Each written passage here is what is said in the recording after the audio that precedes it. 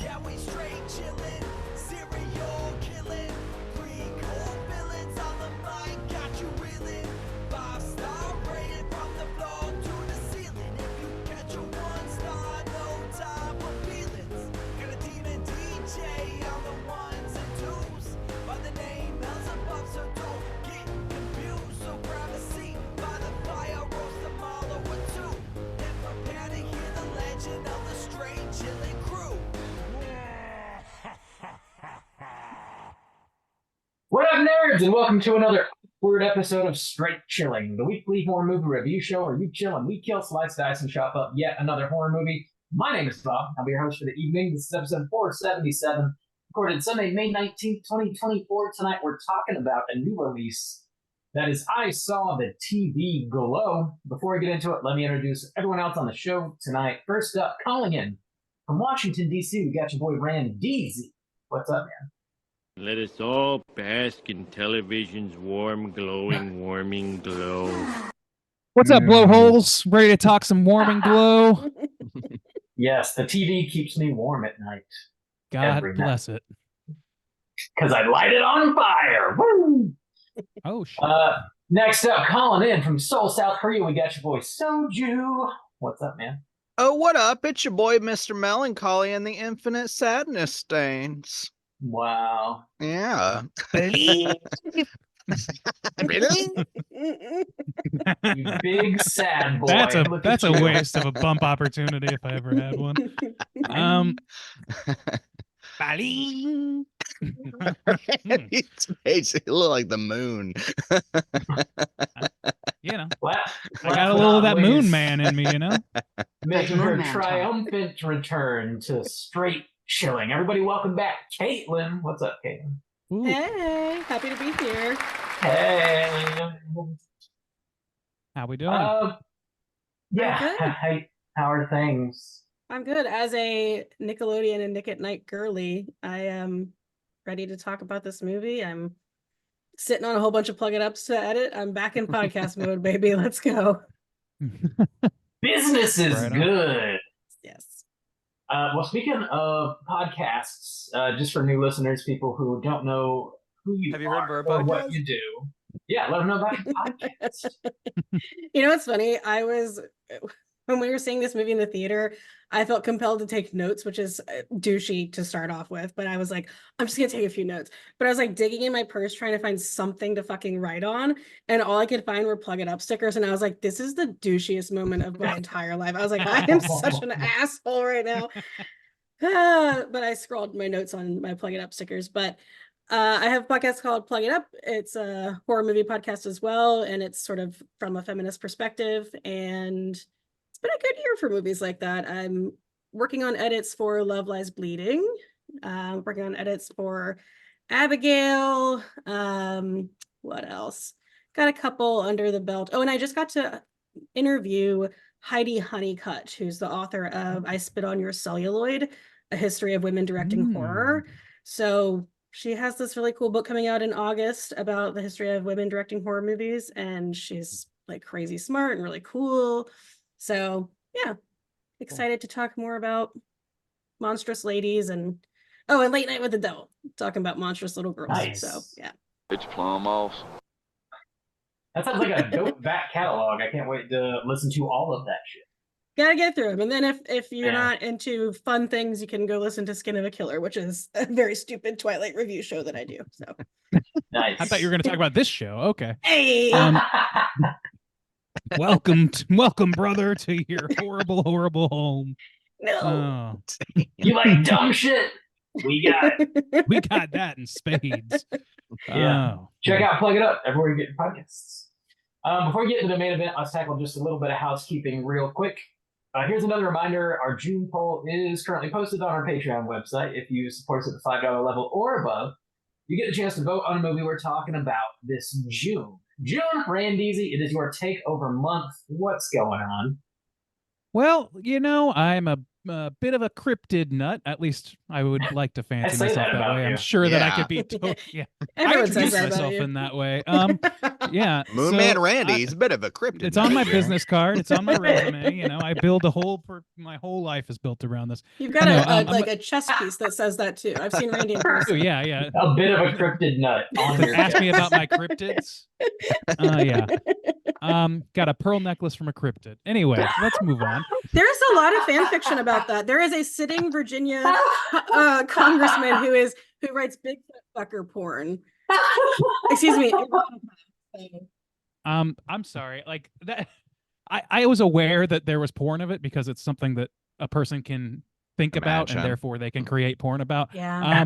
But I did not know we had legislation being made by these people. That's Yeah. I man, didn't buy his I'm book so because I happy. didn't want to give him money because he's, he's on the Republican side of things. But Pink I shaming. did Shocking. pink shaming. I did buy for my family's white elephant this year a book called Seduced by the Bigfoot and Ravaged by the Yeti. So I did get my hands on some Bigfoot erotica. Oh, but I thank did not- God. Hey, Mother, father, thank you for rearing me all these many years. I've got you a gift that shows my affections. Anyway, back on track. Rob, I'm gonna get this plane right back on the tarmac for you. Yes, my picks are centered around cryptids. So our options are The Last Broadcast, The Mothman Prophecies, and Willow Creek, all cryptid adjacent films. Whoa, Bob, tell me how those numbers are looking. What? Mothman Prophecies still in first place with 52%. Second place, Willow Creek with 30%. And The Last Broadcast in last place with 19%. Oh my lord. Please consider this my Gracious. official plug to the public to vote for Willow Creek because Mm. that movie scared me. I don't know. I think it was right time, right place, but I was like, man, the scene where they're in the tent, it got to me. Yeah. It's been a I've while never since seen I've Willow seen it, but Creek. I remember liking it quite a bit, and I sure like that Bobcat fella. I would say so- Bobcat Goldthwait, yeah. Yeah. It's a solid movie. It's worth watching, even if it doesn't win the poll. Check it out if you're a bit of a cryptid nut or a bit of a found footage nut. You'll get something out of it for sure. Get your votes in before the end of May. We'll see what we're talking about this June. In other Patreon-related news, we just dropped a new minicast. We're dropping minicasts every other Friday. We recorded a Q&A with the lovely Mike Flanagan while we were in New Orleans at the Overlook Film Festival. They showed a 10th anniversary screening of Oculus and had a Q&A afterwards. We recorded that. It is on Patreon for your ear holes right now. Coming up next on the 24th, we're dropping a minicast. Juice, you're talking about a movie called You'll Never Find Me. Yes, Mhm. finally saw this movie about a year ago. Finally getting something Yeah. released on it. But yeah, this is an Australian film. It dropped earlier this year on Shudder, and I think this is going to be one of those ones from 2024 that will just be kind of like one of those more lost or kind of hidden gems of the year. There's going to be a lot of bigger like releases as far as like attention wise and theaters and stuff, but I think this one's definitely worth a watch. Yeah, I agree. It's on Shudder right now, so if you haven't seen it, check it out and get ready for Justin's thoughts on that. My thoughts. And I'm bringing my Prepare thoughts yourself this for Friday. thoughts. Brace for impact. That's Oh correct. God, yes, come with me. If you're a bit of a thought nut, get ready. Yeah. All right. All right. Randy's the cryptid nut. I'm the thought nut. Over here. All right. I'm a bit of a thought nut myself. Dude, that Real thought sounds head. Oh, God. so suggestive. Um, What? I know, right? Who would have thought? Yeah, of course it does. That's the reason we would be speaking about it. Let's go. In other Patreon news, we do have not one, but two brand new Patreon supporters. We got to give mad shouts outs to big, gigantic thank you to Doggy Face and also to Shamey B for signing up on Patreon, showing us some love. God, I Every love dollar the you guys internet. contribute goes Mhm. right back into the show. It helps keep these wheels right on rolling. And as is tradition around these here parts, we owe you both a straight chilling salute. This goes out to Doggy Face and Shamey B. Slap me in the ass. Would And one watch more. that sitcom. Oh, Wait, no. we need one more. What? We got one more. There. Slap it. In Slap it. ass. Slap my Very ass. demanding. Get in there Good and kicker. slap it. I'm a bit of an slap nut. Thought nuts going crazy. My boy Fat Nut is out I of got- control. I got triggered. Justin pulls down his hood and his brain is growing 3 times through his skull. I'm a thought nut now. I don't That's think the Randy most knows what PG thoughts representation. are. I was gonna say I that. think thoughts are Right, equatable to brain matter. Yeah, Randy. They're Yeah. the same thing. My Yeah. brain I'm not a big has thought nut, but I grown think that's- I 3 think that's times right. its That's the size. exact type Brain, of thought we yes. meant. Yep. Mm-hmm. Mm-hmm. I remember have a explaining the thought. acronym thought to someone one time and they were like, that's so stupid. And I was like, well, you asked me and I'm going to tell you my stupid Hey. knowledge though. What is none of your business? Yes. Yes. Yes. That's all we got for Patreon. Do you guys have anything you need to plug? I think I'm clean this week.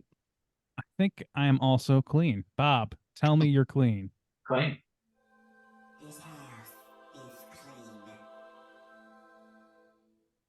All right, let's get into the main event. We're talking I Saw the TV Glow, and we're kicking it off with the back of the box.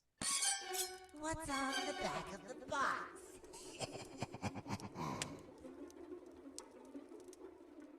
Bob, did you pre-order this box? I have not pre-ordered this box yet. I Okay. will though, as soon as you can. I don't think you can just yet. Okay. But I want it. I do want this one. You've got show. space on those shelves back there. I know, Bob. You're know. looking. Well, Looking sparse. I don't know Right. about that, but You could probably get 5-10 copies easy. Why stop there? A bit of a blue nut. I was waiting for it. I'm so glad I got there. For blues. Yeah, I don't think you can order this yet, but I'm sure you'll be able to like tomorrow. But we're talking I Saw the TV Glow, brand new movie, rated PG-13 with a runtime of an hour and 40 minutes, written and directed by Jane Schoenbrunn. Stars, who was in this? Bridget Lundy Payne, Justice Smith, Ian Foreman, Helena Howard, Lindsay Jordan, most importantly of all, Fred Durst is also in this. Plot synopsis brought to you by IMDb is as follows. 2 teenagers bond over their love of a supernatural TV show, but it is mysteriously canceled. There you Oh, go. that was That's it? not a very- Okay. that's That was not it. very good. That Short was- blurb. Okay. Not great. All right. I was on another screen trying to I figure out guess some things are supposed to stay a mystery. who the fuck Mhm. Frank. No, Frank Fred Durst was Durst. playing. My boy Frank Durst. My boy Durst. Frank Durst. So he was The the less dad. successful. Yeah, of he the was. roles. Holy shit! I did Creepy not dad. Yeah. clock that at all. Well, I mean, he He- had one line too. Yeah, he so- did have I think one line. one. Yeah. Did he Yeah. roll right past you, my guy? Dude, he did. He keep didn't on say- rolling, baby. So how could you tell? How could you Thanks, Bob. possibly tell? Thanks, Bob. Thanks, Bob. This is I'm a bit of a chaos lesbian energy kid, episode. I'm a bit of a biscuit nut. Oh boys. Oh man, We gotta chocolate go. flavored starfish, whatever the fuck, hot Nope. dog dicks, I'm whatever. It nutty is. for the biscuit. Chimpanzee outer space. No. I want to take it back. I'm a bit of Bob, a we're nookie not in- nut. We're not in prep Oh. school Nookie nut. anymore, Did okay? it all for the nookie. Oh, Caitlin. Oh, God. What will your mother say? She knows what to expect. Right on. Well, let's keep rolling. This is a new release. First time watch for all of this, I'm assuming. Would you recommend folks check this movie out? Caitlin, why don't you kick us off? Yeah, I would recommend it. I don't want to talk too much about it before spoilers because I feel like so much of this movie is atmosphere and I don't want to spoil that for someone who hasn't quite seen it yet. But yeah, I would check it out. I don't think you have to see it in theaters. It's, I don't know. Yeah, I also would recommend getting the right time at the right theater. We saw it on a Friday night and there were it was just not the right crowd to see it with. Were There the was a lot of youths commotion. there? Some Zoomers. Those filthy youths. You know the meme format, or the famous picture of Bush being like informed that the attacks of 9/11 just happened, and the guy's whispering like, "Mr. President, there's been a second plane." my friends that I saw this with, Trent, he like typed up a meme very quickly and he's like passed it down the aisle to us and he said, "Mr. President, the Zoomers have entered the theater." Oh no. And he was so right because they did ruin the whole experience. No, they didn't ruin the whole experience, Oh, but no. they definitely Wow. took us out of it. So I would watch this in like a quiet space. It's one that you really want to immerse yourself in, whether that's in the theater or at home. So let yourself get into it, but find the right time. Right on. Juice, what about you? Yeah, I would echo that. This is one I don't think I particularly would seek out in the theater because it is so kind of like atmospheric and I feel like you got to kind of pay attention a lot and stuff like that. So yeah, I don't think I'd really want to see this in the theater, but I do think it is an interesting new horror film. And I think this is we'll get into this more, but the 90s nostalgia is so hot right now. And this is one of the ones that I think have kind of like captured that essence really well. So if that's something you're really hot on these days, that 90s nostalgia, this is definitely for you. So yeah, solid recommend, just not in the theater. Bob, how about you? Would you recommend people check this out? Yeah, I definitely would. Rainey and I caught this one at the Overlook Film Festival as well. So we saw it with the right crowd. Everybody was there specifically to watch movies and, paid attention, no distractions really. I think I would recommend watching it just blanketly, however you prefer to, but I would say it's worth seeing in the theater. I mean, the cinematography in this movie is really quite gorgeous, I thought. Seeing it on a big screen was nice, and the soundtrack is kind of killer, too. So I enjoyed it in the theater, and see it there. I think it's worth it. Ray and Neely, what about you? Yeah, I was gonna say the same thing. Like to me, this is absolutely a theater watch if you can get a theater that isn't, crawling with people who are not invested, which is a hard sell these days, understandably. But I've now I watched it again today to be prepared for this, and in both cases, it was a pretty respectful theater. The people were there to watch it, and man, I think the immersion is completely on me when I'm watching this in a theater. I'm very focused on the movie. I think it's worth doing. However, I will say that like your mileage is going to vary on this movie. This is I think going to be just a generally divisive movie because it has some elements to it that are, just not everyone's cup of tea. Some ambiguities and things like that some people just aren't here for. But if I would say if you're a Lynch fan and a '90s kid, that's all you need to know is you're gonna have a good time with this one. I think. Yeah. That's where I'd leave it. Recommend. Cool. Sounds like a blanket recommend from the Straight Chilling crew. Check it out, and we are going to be spoiling this movie. Here comes your warning.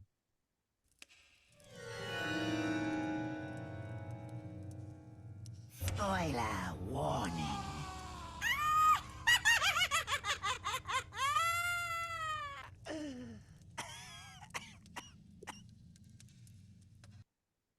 All right. Today, Bob, I have the plot synopsis. Thank you. Taking the means of production back. How Shut do you the like fuck that, up capitalist and pig? let me talk. Brother, thank you. I didn't have the time to see this a second go, which is a bummer. I really wanted to because I really enjoyed it. But yeah, thank you for picking up the slack. Well, here's a little secret for you. It's on Wikipedia. You cheating whore. No, Not a lot of people know this, but Hey, the there's this new Wik- website. I that's looked it up out on the these days. Wikipedia.com. I can't believe you. Yeah. I don't Mhm. know if you're like this, but I try so hard when I'm writing my plot synopses, which famously are controversial. I'm plugging up because I talk for so fucking long. But some people say they like them, but I'm like, I'm gonna try not to look at the Wikipedia, and then I'm like, fuck, there's like one thing I forgot that I have to look up. Yeah. But see, I you do. get it. I use it as a cheat every now and then. I try to do it off the dome, but like, there's no way I could. We saw this like a month ago now. Yeah. I forget. Yeah. This is like 95% Wikipedia. So here we go. A dash. It's the other 5% a hashtag hard for soju at the end. Probably, yes. right. All right, here we go.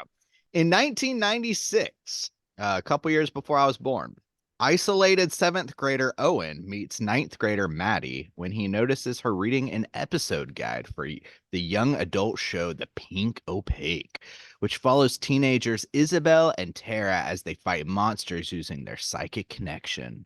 Under the pretext of sleeping over at a classmate's house, Owen sneaks over to Maddie's to watch a new episode with her and her friend Amanda, that bitch, finding himself captivated by it. 2 years later, we do a time jump.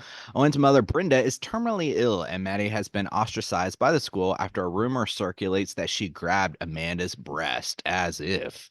With Owen unable to watch the show live due to his parents' strict curfew, Maddie tapes the episodes for him to watch later. Owen comes to her house to watch a new episode where she draws the symbol that connects Isabel and Tara on the back of his neck. She decides to run away to escape her abusive stepfather and asks Owen to come with her. He commits to it, but later backs out by confessing to a neighbor and asking her to call his parents to tell them what he's been doing with Maddie. Later, Brenda dies, and then Maddie vanishes a few weeks later, and The Pink Opaque is canceled after 5 seasons. We do another time jump to 2006. Owen still lives with his intimidating piece of shit father, Frank. There's never a good Frank. There's everybody who's Frank is a piece of shit. Always a piece of shit. Yeah, always. Except for Turner, who apparently is also Fred Durst. Fred Durst. And he works at a movie theater. Maddie reappears one night and takes Owen to a bar on the outside of town. Whoa. First mentioned as a location in The Pink Opaque. As the double bill band performs, as the double bill of bands perform. Okay, yeah, that's weird. I should have changed that. Maddie insists that she has been in the world of the television show. Owen flashes back to watching her tape of the show's finale for the first time. In the episode, Isabel and Tara have their hearts removed by the show's main antagonist, Mr. Melancholy, and they are fed his Luna juice and are buried alive. The episode implies that Isabel has been unconsciously living Owen's life, causing him to panic and shove his head into a screen. Frank pulls him out and forces him to wash himself as he screams that he's not living his real life, and he vomits up some sweet, sweet Luna juice. Back in the present, Maddie explains to Owen that after leaving, the feelings of isolation and falsehood she felt at home followed her, leading to a public breakdown, so she paid a man to bury her alive. After eventually suffocating, she woke up in The Pink Opaque as Tara, claiming that their hometown is... the end. Yeah, I'm getting there, buddy. Is Mr. Melancholy's midnight realm where people are sent after drinking the Luna juice. She pleads with Owen to bury himself with her to start season 6 as Isabel before he suffocates from being buried in the show, and he panics and runs home. Owen waits for Maddie to return and force him to bury himself, but she never shows up again. Final, here we go. Frank dies a few years later. Owen decides to stay at his house, settling down and starting an unseen family. The theater closes and he takes a job at a family entertainment center. He discovers The Pink Opaque on a streaming service, but he finds it to be of a lower quality than he remembers. 20 years later, Owen still works at the center and suffers from a severe case of asthma during a birthday party at the center. He breaks down, screams that he is dying, and begs for his mother to save him before locking himself in the bathroom. He cuts his chest open and sees a TV screen inside playing distorted footage of The Pink Opaque, OG. He returns to the party, apologizing to the uncaring guests for his breakdown. Ooh, the end. Man. Nice. Well done, Wikipedia. Yeah. And 5% soju. Hashtag hard for soju. It says it on Wikipedia. It says it. There it is. It's crazy. It says that. Yeah. It I'm also looking at it says, as, hey. It has the build up and everything. The wind up. So yeah, someone start talking about this movie. Yeah. This movie is good. I like it quite a lot. No, I think Jane Schoenbrunn, like as a director, having seen I guess both of their movies now, has like a really specific kind of vibe. I think that's achieved very, very well in both of these movies. And kudos to A24 for like, you know, writing a decent check. I think the budget was 10 or 15 million. And the previous movie, We're All Going to the World's Fair, it looked like it was, you know, shoestring budget, like super low budget. So to take a bit of a gamble, I think it paid off. This movie's gorgeous. I really, really like the themes that are played with here, and also the thing that sort of like really sticks out to me with both of the movies so far is they feel very like modern. They have this sort of Gen Z kind of vibe. They feel, even though this largely takes place in the 90s and is like inspired by things from the 90s, it also has this kind of creepy pasta thing going for it. So it's sort of like this interesting kind of generational bridge of a movie in my mind, anyways, where it's very much influenced by these popular 90s shows that we all grew up on, and the 90s are sort of coming back now, and it's sort of like seen through this like creepy pasta kind of Gen Z kind of lens. I think that is really interesting. I love the blend. It feels familiar and very fresh at the same time. I just really love that specifically about this movie. I agree, man. Like, Thoughts? yeah, that like that bridge that you're talking about, like the content, like the topics in this movie are very relevant to both people our age who like and to people that are like just coming up, young kids.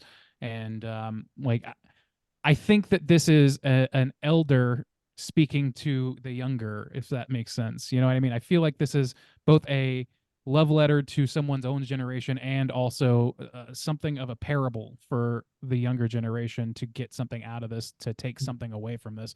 And I definitely want to get into all that because it is so central to this. Like this movie is like, let's just put it like right on the front here, is very much a story about discovering your transhood, if that's a word, or like discovering your gender confusion or your identity confusion, and the act of growing up in an environment that doesn't quite support you enough for you to feel like you can step into that world, and finding access points to achieve those feelings or to engage with those feelings. I think that's what this whole movie is. And like, I think that I like this movie a lot, even a lot more than I did the first time on second watch, because going into it, I kind of could see a little bit more like the allegory is more laid bare the second time. The first time I was like, I don't know. Like, I don't want to get too deep into it because we're going to get to some of this stuff. But like, there's some things that happen in this movie that are kind of like, I was like, whoa, that's very dark. That seems like, oh, somebody's going down the wrong path or whatever. And then eventually things sort of work out in a way that I didn't expect. And it left me a little confused. And I think this movie is very poetic and not so much like all of its feelings. Like it's about what you feel in the movie theater. It's about what you feel watching this movie. And that's how I felt the first time I watched it. And I kind of wrote off everything else. Like, if the structural elements of the allegory don't hold together, that's fine, whatever. But I think they hold together a lot better than I originally gave it credit for, is what I'm working to. So I think like what's being talked about here, it's very heady stuff. I personally welled up a few times, both times watching this movie. So I think this is a very like sad movie that makes me want to give these kids a hug like the entire runtime. I don't know if you guys feel that way. It's interesting because so much of what I do centers around gender and around like identity politics. And that's not the main thing I gleaned from this. In watching interviews with the director later, I realized that is very much the intention behind a lot of these metaphors, and that makes a lot of sense to me. When I was in the movie, what I got more out of it really was sort of the importance of media and of this mythology. Like, the word mythology is used pretty outright by the Maddie character, and then later when she's giving her monologue, there's literal mythology, like figures from Greek mythology being sort of like projected on her as she's speaking. So it's pretty clear messaging there. But I feel like it's a good study in loneliness and in the melancholy of growing up. It really captures so well what it's like to be a kid. The scenes of Owen in like laying down in the back seat, and I was like, God, remember when you could lay down in the back seat of a car and it's nighttime and like the like street lights and the city lights are like moving over his face. And him laying down there and being like, well, can you ask dad for me? So much of that captures so uniquely well what it's like to be a kid and to be scared and to be alone. The scene of them meeting in the cafeteria on voting night, it captures that sadness and that loneliness really well. And how media, for everyone, because mythology is important to all kinds of generations, but how specifically television media was important for people of our generation, because it was a way for us to connect and us to bond. And as a big like Nickelodeon, Secret World of Alex Mack, Buffy, Are You Afraid of the Dark person, like there's a lot of obvious sort of, I don't know, nostalgia there. And the way that they're able to connect over that is really special. I think that it has a lot of important things to say and a lot of interesting ways to say them, and I love the way it looks. I think it's more about evoking a feeling than it is about a narrative. It's funny because when Juice was reading the plot, I was like, man, I forgot that so many things actually do happen, because this movie, when I first saw the trailer, I was like, ugh, this is going to be all vibes, no substance. And it is all vibes. There is substance, but it's way less about the narrative than it is about the feeling that it's trying to get you to evoke, which reminds me a lot of the like 70s movies, experimental film, where it's like, I want you to feel an emotion. I don't really care exactly what the story has to say. I want you to feel something specific. And in some ways I like that, in some ways I don't. I think that everything that they said was important. I think the way that they expressed it was beautiful. It wasn't an entirely pleasant experience for me to watch, though, not because of the theater experience, but just because it's heavy. And I'm not usually one to shy away from that. Like, I have a wall of Midsummer art in my guest room. Like, I like heavy media, and I like heavy, gross and sad horror. But something about this one just felt so much, and it's not one that I'm a big rewatcher, and it's not one that I would pick back up and watch again probably, but I can't deny that it is beautifully made and says things really interestingly. Well, yeah, to echo that, I kind of had that same kind of experience, very similar to just everything that you said. But also, too, I was thinking to myself, because the director is Rob and Andy's age. So, 36, 37 from that era. That is, so the influence is very, very clear, and kind of the things that you were describing of the time period, things that don't necessarily exist anymore. And so what in my recommendation, I said, I feel like this is one of the best representations that I've seen so far of actually capturing that 90s feel of a lot of things that happen, not just the show that's in the movie and stuff like that, just every beats of it, the fun zones and just all those kind of things, the way the family life develops and stuff like that. So at the same time, I was very impressed by that, but I was also thinking to myself, is this just going to capture this very, very tiny audience? Because it feels so cater-made to a specific experience that only some people know about. So if you're 10 years younger, 15 years younger, are these things gonna make sense, or are they gonna hit in the same way that they're hitting somebody who is the same age as the director and like live through these things?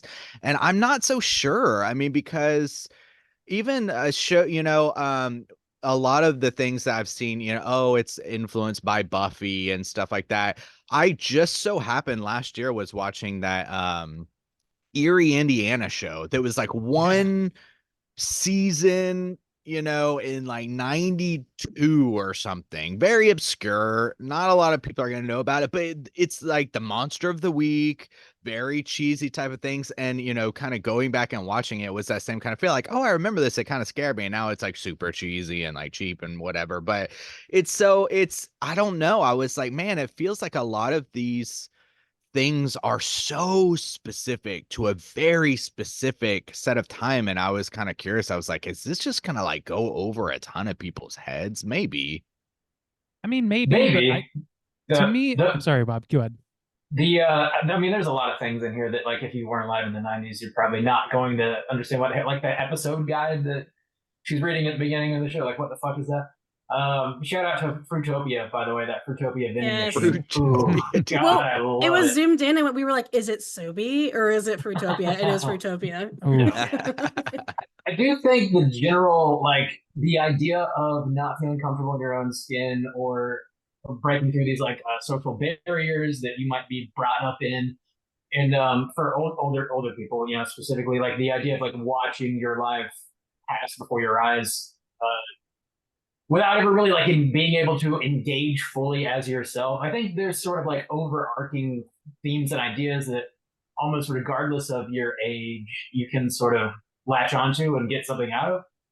But yeah, specifically like these '90s references, like yeah, it's gonna be lost on a lot of people. Like the Pete and Pete showing up in this, the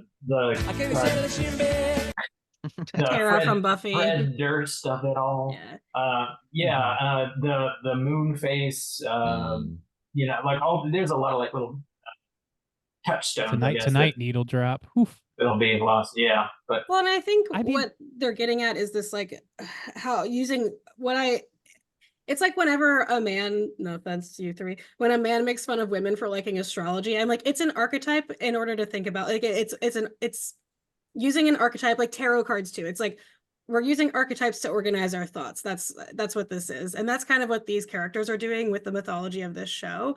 And I think, you know, it's very specific to the period of time that Randy, Bob, and I grew up in. Juice, you wouldn't understand this reference. I don't understand any of this. No, but like the Nickelodeon of it all and like the snick of it all, you know, I read that the director used figures like Fred Durst and Pete and Tara from Buffy because they're, I don't know, when your brain is forming and you have these formative faces, that those just kind of stick with you. And for our generation, that's just kind of who sticks with you for these archetypes. And that's sort of how I think that it can apply to other generations.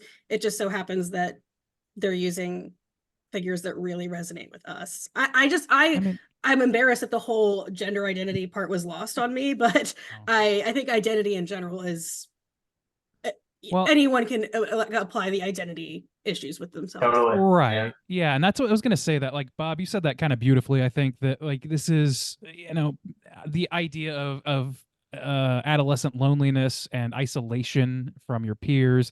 That's not specific to a gender identity issue, but this movie is like, especially on second watch and like sort of like knowing out the gate that that's what it is, it's full steam ahead in that direction. And once you get that, like, I think that's your audience. This isn't, that's when I said that this is like an elder speaking to a younger set, that's what I'm talking about. I think this is an older person who has lived a version of this experience and who knows a lot of people, even in this movie, that have lived that a version of that experience. And the set dressing of the 90s is just like relating to their relationship to those feelings, but it's a universal feeling to that specific group of people, and also can be broadly applied to pretty much anybody who had an emo phase, for lack of a better word, you know, like anybody who went through identity crises in grade not school. Okay. Hey, ladies, if you were ever not called a dyke, you get to ride with this movie. This movie was for people like the amount of bisexual and we'll say trans lighting in this was just off the charts. Yeah. I love it. Randy, you got your bisexual lighting going on right now. I got it, you know. Whoa. I thought I'd make an effort, you know, trying to immerse. I love it. But yeah, I don't know, man. Like it really, like, you know, I'm married to a bi person. I'm sorry, not bi. Excuse me, a non-binary person. And it's like, it was honestly, and Randy. this is like from Some the kind heart. of fake ally over here. Whoa. Wow. Just kidding. Love Wow. No, like, but in sincerity, like it's watching this, I think hits me extra hard and it resonates, and it genuinely, like, it pushed me towards tearing up a few times thinking about how this applies to other people, including my spouse. Like how, you know, and the thing about this is, like, I was talking to my friend after we watched this the second time this afternoon, and we were talking about like how silly it is, like these like silly like TV shows that people get immersed in or whatever. But like, I think that you can find identity in like extremely stupid things. It doesn't matter if they're stupid. Like, I had multiple people in my life tell me that they see professional wrestling as a religion. Like, and it's an identity seeking thing that and there's no telling where it's going to come from. And for kids that are in some way repressed or scared, terrified to, you know, embrace that side of themselves, or don't know what to do with it and don't have like the guidance needed to know what to do with those feelings, I think that like a show like this or like Buffy or like whatever, I don't think that there's I think there's got to be hundreds of people, thousands, that have engaged with each access point like that as a way of engaging with their own identity before they know even that that is what they're doing. I think that's what this whole movie is, and it's about like, to me, a feeling of like a lack, not being courageous enough yet, and being too meek, too mild, too awkward, too scared to engage and what's the like interrogate your own life to that level, because it upends so much of your life in the process. That's, Well, why I we think have that. Sorry, go ahead. Well, that's why we have media, and that's what I mean by archetypes. It's like it gives us a language to talk about things when we don't know how to express it, or we can't even recognize it within ourselves yet. You know, Mhm. like if, to use the astrology example, like if someone's like, "Ugh, such a Libra," that's a shorthand for me to be like, "I know, right?" Or if someone's like, "Oh, so and so is such a Carrie from Sex and the City," I'm like, "Oh my God, I know, right?" And that's Yeah. what they're doing with this piece of media, the Pink Opaque. It's the same thing, and it doesn't have to be, you know, and groundbreaking or important, but it's the way that we all interact with things, the way we connect with each other. And I think that's what I mean by thinking that they have some really important things to say and some interesting ways of saying it, but that it was for some reason still kind of a hard watch for me. I don't know. I see a lot of myself in it, and I'm not saying it's bad. I'm just saying that it was kind of hard to look. I don't know. Oh, it's Well, hard well, to I watch. wanna- It's very Yeah. sad. Well, Yeah. I want to. Well, I Sorry. want to explore those things, because as I was watching this, there were two elements that I would like to throw out and propose and have people kind of pick apart, because it combining those two thoughts of it is very much about this kid is isolated, and he identifies with this television show and lives through it. Okay, so two things about that. This movie, though, paints that in a pretty negative light. Ultimately, the life that this person ultimately leads is what I would deem as portrayed as kind of sad and pitiful in a way. And also too, there's a bit of this element that kind of rubbed me wrong, and maybe too in that same kind of way of like suicide as this answer. I have some thoughts about that. So the two elements that I would like to kind of throw out and propose is, I don't think that this film explores like this person finding themselves and identifying and coping with life in a way through isolation and watching this television show. And I don't really think ultimately it paints it in a positive kind of light. And then also this element of potential suicide as a ways to deal with that. Those kind of things bothered me a little bit, to be honest with you. That's, I think, understandable, and like I think I was hung up on some of that myself on first watch, which is what this second watch sort of gifted to me. Was like I feel like I at least have some theories about what makes that make sense to me that like are really compelling. So Okay. talking about the suicide thing, like yes, there's like the first time I watched this movie, like it's, and the way that this movie paints the act of Maddie coming back and insisting that they have to bury themselves alive in order to rescue themselves, it seems unhinged and like scary and frightening. And our lead character of Owen is rightfully, to some degree, like should be running away from that in a normal setting. However, ultimately, I think that this movie is saying that that was he should have been engaging with that, because this, much like this is where it starts to be like, this is not, there's nothing in this movie that's really grounded. This is about an experience. So I don't think that like the lore of him actually being a TV character is as important as it is that he has lived his life without being able to look close enough in the direction of this thing that meant so much to him in order to engage with it and then fully realize that that was what was inside him and what was so important to engage with all this time. And so like making it suicide, and the reason that sorry, I kind of went up base there, but like for the suicide thing, like this is like a theory from a dude who is never not a trans person in any way, adjacent to some folks who are. But like my theory about that is that like changing your identity on such a granular level, especially with as much destruction as that does to your personal life, like with your parents, with your school, with the society you inhabit, the danger and fraughtness involved in that.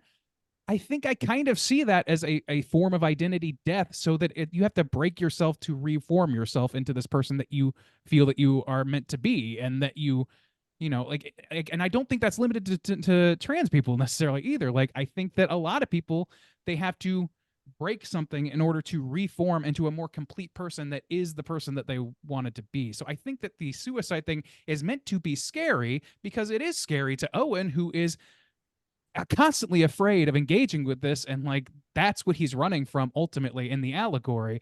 And I think that by not engaging with that, you know, Maddie goes off and disappears, becomes her own person in another plane of existence, because she refused to be afraid of this. He is afraid of it, and he lives his life, a very sad life to your point, until he can't hack it anymore, and he has to like openly and like inspect himself on a level he was afraid to, see that that is in fact what's inside of him, and begin moving in a direction that leads him to his true identity. I think we see the end of this movie. I see the end of this movie as like the tea kettle breaking, and the next few things, and the next step would be to reform it into its ultimate form. Like that's what I see as that like at all. I think that with any kind of transformation, there's grief that goes along with it, whether it's a transformation that you were seeking or one that befalls you. Like for friends I know that who have transitioned in a gender construct, they feel like their parents have to grieve the loss of whatever child that they had before and get to know and celebrate the child that they have now. And there's a period of grief there. I also have friends that are like, I don't want there to be any grief. I am who I am, and my gender is just a small part of that. And then there's grief in terms of friends that have like been diagnosed with a chronic illness, where it's like, I have to grieve the life that I thought that I was going to have. So I think the sadness and the melancholy here is part of that, part of identity, and part of just growing up, because there's this really explicit commentary in the dialogue about time moving really fast as you get older, which I think can resonate with anybody of any sort of identity. I think if I'm thinking about this movie as an allegory, the other movie that comes to mind is Mother, which is just, you know, that movie's all allegory. And I think what gets confusing about this one as opposed to Mother is all allegory, and it's easy to see. And I think for this one, the allegory might, for some folks, be harder to parse out, and therefore might be, I don't know, they might want to be invested in the plot a little bit more. And I think that's where it can be a little bit muddied.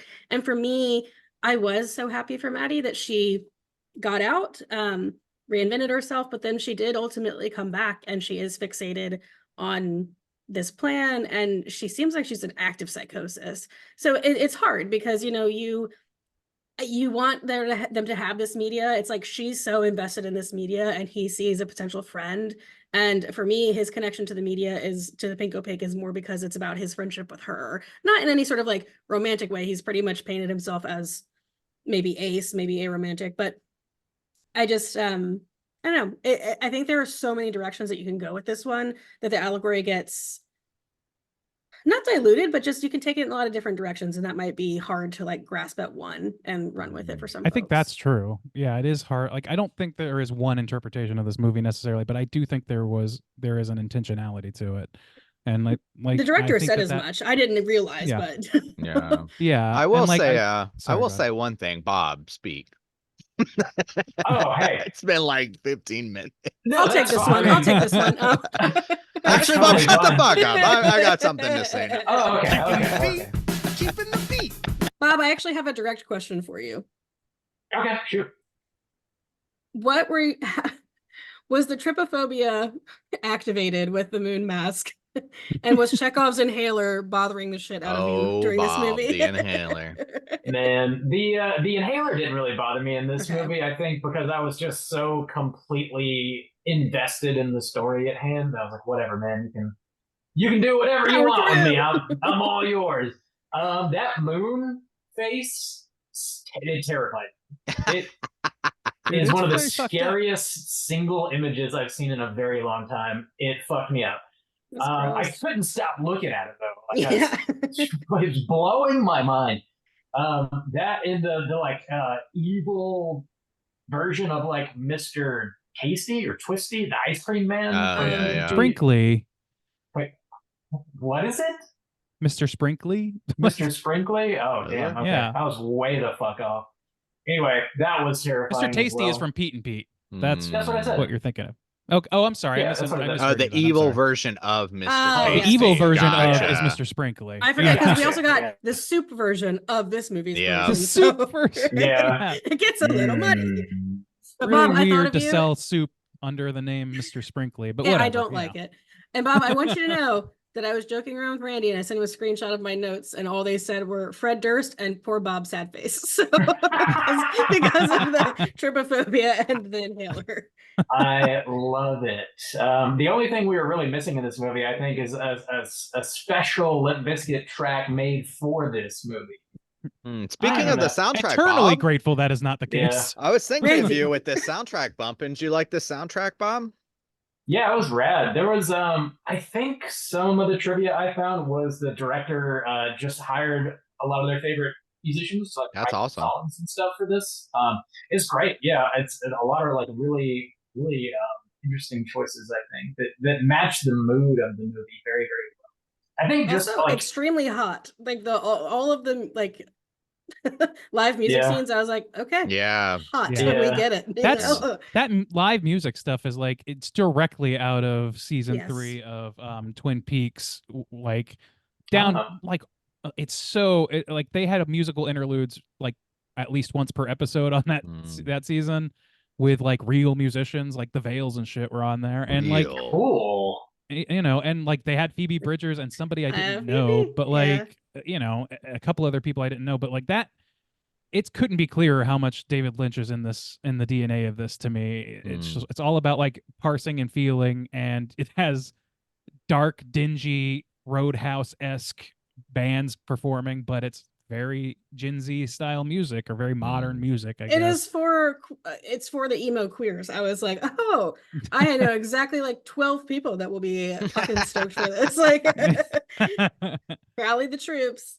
yeah, Rally rally 'em. So Guys, to go to one thing Randy was saying that I was like, I don't see that at all, is at the end of this movie, Owen is apologizing. I'm sorry, I'm Yeah. sorry, I'm sorry. I Mm. don't see this as a breaking of the teapot of a rebuilding. At this point, it's showing Owen is at this point in his age where he is stuck in this. Not only is it this identity issue, it's a bit of this like Arrested Development where he's a grown man who has just inherited a house and he's working at a movie theater until it shuts down, and he just goes and works at a fun zone. Not only is he's like talking about like that's why I was feeling this pull. So to kind of go between what Randy and Caitlin were both saying, I did see the gender identity messages like pretty clear. I only watched this once, you know, through the watch. But at the same time, the media polls were also clear too, because as this person develops into an adult, they're just stuck. And even when they get to the point where they're like, I watched The Pink Opaque and it meant nothing to me again, but the damage is kind of like already done. And that's why I was saying it feels like this is painting this in a very negative light, because Owen is just working at this fun zone, trapped in this kind of childlike mental state with no friends. And at the end, when they have a panic attack of this, not only is it identity thing, but it's like life is done, life is finished. And here I am singing at this birthday party, and they had this moment of collapse where maybe a change could happen. And the final scene is a reconciliation or like a kind of like humbling of that situation. It's not like I'm fucking done with this or I'm out of here or like, yes, I'm sorry. Like it's groveling back to that. You could see that as maybe a bit of a, you know, cautionary tale, like a warning, you know, to right. But you for don't the wanna end up character like of this. Owen, I don't see it Yeah. as a transfer. Like, Go oh, ahead, now Bob. I'm ready or whatever. Yeah, like the danger of living your whole life without fully embracing who you are and who you want to be.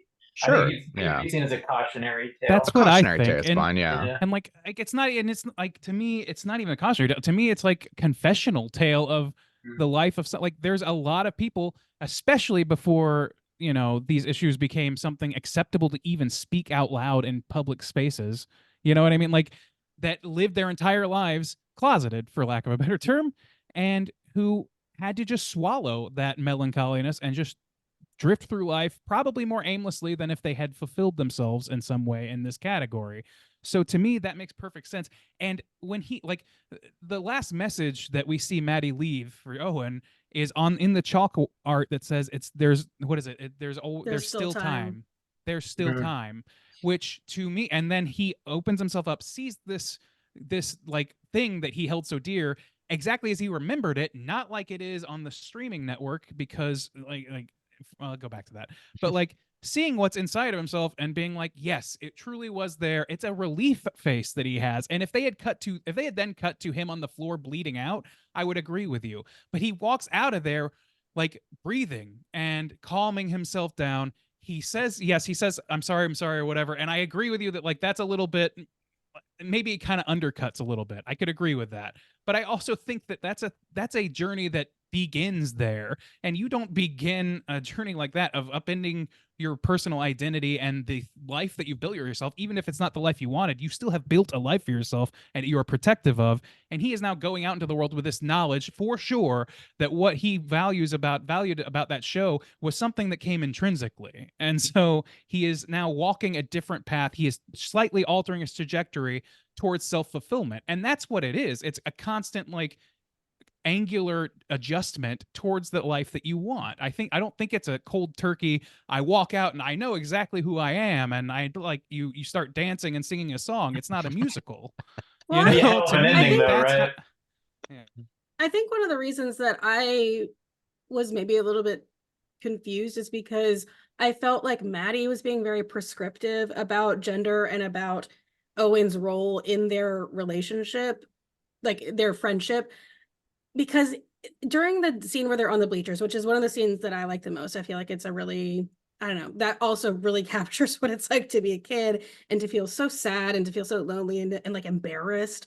The vibes that I got from him were that he was like more ace or aromantic and maybe just gender questioning, not trans and not a trans woman per se, because I feel like Maddie being very prescriptive, like you are Isabel, felt like there's a scene where it's sort of like not like a flashback necessarily, but maybe a memory, maybe a projection, where Owen comes out of the bathroom wearing the Isabel dress, and it felt more like he was putting it on for Maddie because he was fulfilling this sort of role for Maddie to be the Isabel to her Tara. I felt like it was more prescriptive of her saying like, maybe this is what you want to do and I want you to be my Isabel, not in like a romantic way again, but just as like having that dynamic and having that soul connection on the psychic plane or whatever.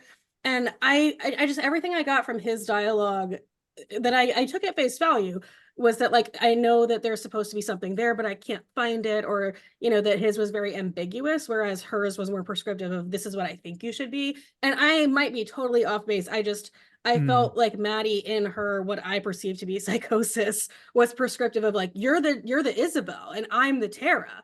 And that was, and he was finding things within himself and maybe a little too afraid to look, but that it wasn't necessarily the story of a trans woman being like forced into like a comp het or a comp cis scenario. That's an interesting point of view, because I didn't think about, I definitely didn't get the idea in my head that Maddie was like forcing him into anything like that. I took that as a flashback of him trying that on, that he was blocking out. Like, this is about his experience. And it could be, yeah. And like, to me, it's like, yeah, you've engaged with these things, like the scene of walking across the football field, or like all these things that are like resonant, like she's talking about, it's mixed up like a snow globe in your mind. Like, I think that that's where the allegory and the reality start to like meld into one thing. You know what I mean? And it's all that one thing is the feeling of having this identity that you're not engaged with, and you feeling driftless and aimless without it. So like, I agree that like Maddie's presence or the way she appears and talks and acts in that scene it's scary, but I think that's because it's scary for Owen to reacquaint himself with somebody who has taken that extra step, and the way she's talking about it to him, and it is terrifying, because for him that would mean like everything that was important to him, like his mom or whatever, like it changes his relationship with everything, perhaps. Well, You he know, tackles her, I know like that. literally tackles her to get her Yeah, to stop, you know, I know, and but he doesn't in drag some her ways, away or anything. Yeah. no, and that's the thing. It's like, is that supposed to be representative of him tackling that part of himself and tackling to like quash that part of himself, or is it because he's quashing it because he has this connection with this media piece and Maddie is making it more prescriptive about what he should be doing, whereas he's just sort of existing in the way that he wants to exist. Yeah. I don't know. It's ambiguous, and I'm sure it's supposed to be, and I'm probably reading it incorrectly now that I know that there was a very intentional gender message here, and it just kind of didn't. Like I said, very embarrassed. This is supposed to be my wheelhouse, so I didn't. But yeah, I don't know. I think it's weird too, because all the scenes with, like, going back to, I think maybe Bob or Caitlin said it too, with the initial connection with Owen is he's alone. And he connects with Maddie, who is a person who's alone, and he's seen a commercial and she's reading a book. And so he makes this simple little connection where he's like, oh, this show looks interesting. He's trying to connect with her, and he does connect with her. And she, even from the very beginning, she's so fucking intense. And this is what it's about, that any type of basic connection he wants to make with her on a just human level, where this person just doesn't even know how to socialize properly.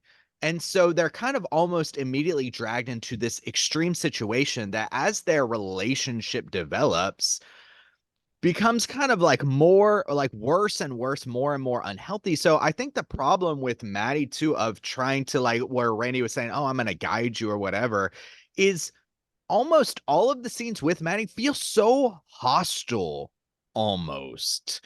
And like even Kayla is just kind of scary, where especially when she's explaining things at the end, like, this is what's going to save you, you're like, it's too intense, and it doesn't necessarily make me feel like you're necessarily looking out for my best interest. It makes me sound like you're a fucking crazy person, who she even describes her life as, ever since she left, has not been great, to the point where she paid somebody to kill her. Well, and I kind of like that, where she's like, I was paid, that's like, I had death of like my old identity. Yeah. Instead, it literally was buried, starting over. But unfortunately, the metaphor gets a little funky because she comes back to exactly where and who she used to be. Pupils dilated to fuck because she's, I'm sure, in active psychosis or in mania. But it's just hard for me to land. The plane doesn't land in the right spot. I don't know, and that's a me problem, not you know. I mean, yeah, I hear what you're saying, Juice. I think that for my part, the idea that she's coming back, she is like, she's not intense or hostile like in a meaningful way to me until she comes back. And I think that is, again, I think that's a byproduct of the way Owen is experiencing this. Like, she's a little intimidating as an older kid at first, but like at that point, this is all like oops, all allegory, and it's like she's there as like as if you were somebody who'd been drifting through life and your old friend came back who had done something you would never like had the gumption or the courage to do, and they're trying to convince you to do it, and it's a scary thing and you want to get away from it. Like, that's what I take from it, is that he is experiencing her resurgence. He's happy to see her, but she's there to tell him the last thing in the world that he wants to hear, which is, you have to interrogate yourself a little. You should be interrogating yourself a little bit about who you are or whatever, or at least presenting as somebody who has done that and come out the other side a more full person, maybe. But she is like, the reason that she is portraying it that way is because Owen is hearing what she's saying and is fucking scared of it. Like, I don't know, that's how I see it. Bob, speak. Speaking of landing the plane, I think it's about time we do that. Man, Bob, you should take thoughts. like doubles on your final thoughts, probably. Double. That's all right. Final thoughts on I Saw the TV Glow and ratings out of 5. Caitlin, why don't you kick us off? How do you feel? Like I said, I think this has a lot of interesting things to say, and it tells them in a really interesting way. It's not a movie that I can say I really enjoyed watching, because it made me uncomfortable in a way that I'm not used to with movies. I typically enjoy that discomfort when I'm immersed like that. But something in this one just I don't know. It was an interesting experience. I really like the metaphors. I think that it's shot really beautifully. The lighting is so pretty. The way the shots are composed. The colors! The way the shots are composed, there's a lot of like off-center shots, like the shot of him and his mom on the bench at the carnival. They're really pretty. There's a lot of shots of Owen from behind as he's walking down hallways and things like that. And just really capturing sort of the isolation and the sadness and like the, Charlie Brown song Melancholy, like, I just, all of it really captures what it's like to be a kid and what it's like to hyper focus on something and maybe not know why in the moment, but and then in reflecting back, still maybe not know why and maybe not want to address it. And then time has passed and you're screaming at the end. I don't know. It's really beautiful, but at the same time, it's probably not something I will watch again. I also want to comment before we're done that this is the second A24 movie of the year that has a sign in the movie literally spelled out that says pain is weakness leaving the body, because we also had that in Love Lies Bleeding. I was like, interesting. Also, lots of lesbians in Psychosis this year for A24, speaking of Love Lies Bleeding. Yay! So, yay! Representation matters, baby. Let's go. But I think I'll give this one a 3 out of 5. Right on. 3 from Caitlin. Juice, how do you feel? Yeah, this is a movie that so when I was done, I was thinking about it. I was like, there's a movie that I watched recently that really reminds me of this. Not in any way of how they're structured or anything, and just how I felt about it when I was done, and how, like, thinking about how I would rate it for this show. And that was Skinamarink, where I was like, what an interesting exercise. What interesting elements this movie has, and how kind of proud I am of somebody taking swings like that and accomplishing things like that. But at the same time, feeling like I can appreciate the craft while not also, but at the same time thinking that there's a lot lacking in the forms of a film. So I feel a very similar kind of way about this movie, even though they're very different. Just how I responded to the movie is in that kind of way, because the music was awesome. We didn't get, Bob talking about the moon mask and stuff. Those elements of the show, I think, were just done so well. Like the craft of, like I said, this is the most accomplished 90s feeling thing I've seen outside of the 90s. Like I was very impressed, and it felt authentic in that way, and in the way that the show was crafted, and that was brilliant. I actually think so. Even though they're very intense and sad, the actors do a great job. Maddie scares the shit out of me, honestly, and it's fucking intense in any piece of dialogue that they deliver is like so fucking intense. And even though it's uncomfortable and not pleasant, they were doing a great job. Even young Owen, I honestly was a little bummed they did such a quick time jump, because I thought young Owen was killing it. I was very engaged with that actor. So yeah. And yeah, we had fake Anne Hathaway this whole time. So, yeah. So I never connected that until somebody mentioned it to me. But she looks exactly, or they, Yeah. She really- look exactly. Very, yeah. So yeah, the music was cool, the show designs and stuff like that. Ultimately, like, I don't know. A problem with it too is a lot of times where we have these elements, and I know this could be budgetary restraints, but where we have these cool elements that were designed to kind of, I think they could have used the show more to give us these kind of metaphors, give us these kind of allegories of what the movie is about, as opposed to too many times Maddie sitting us down and fucking telling us things. I feel like we need more show don't tell situations in this movie, and I think we have a good avenue to explore that in this show that's been created. I feel like they didn't do that as well as I kind of hoped that they would. The ending was intense. I felt the intensity of the ending. I kind of like Caitlin. I don't particularly want to watch this again, but at the same time, I can say like that's effective. Like it did make me feel uncomfortable. It made me feel the intensity and the sadness of it all and the weight of it all. But at the end, it did feel just like kind of like a little thin on just. And the things bothered me too about like I feel like somebody much younger could be like hang on one second. Stop it. Pause it. I'm sorry. No worries. What a douche. I'm just kidding. Oh boy. Classic.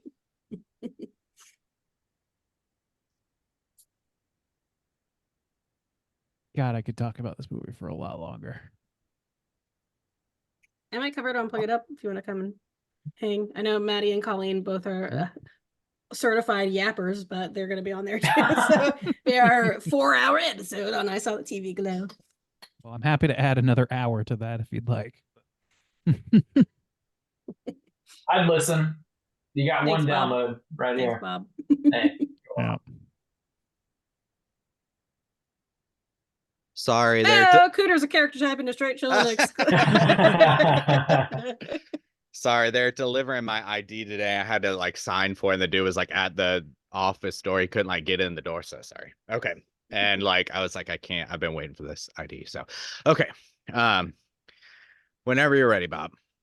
Yeah, you're good. You were talking about the kids. Somebody younger could do something. Yeah. So I think the problem I have is like somebody watching this film and maybe identifying with some of these themes. I think that some of these solutions are a bit too muddy. And while they can be a good allegory for like, oh, bury your previous self or, break out of this identity, and that's fine. And that can be a good message. But at the same time, I feel like it's not clear enough. And some of these things might be signaling or trigger somebody to these ideas of potential suicide or harming yourself or these things that just kind of made me feel uncomfortable. And I also thought too that there were these kind of strange messages about getting lost in media or like it really stunting your ability to grow as a person or to identify with people.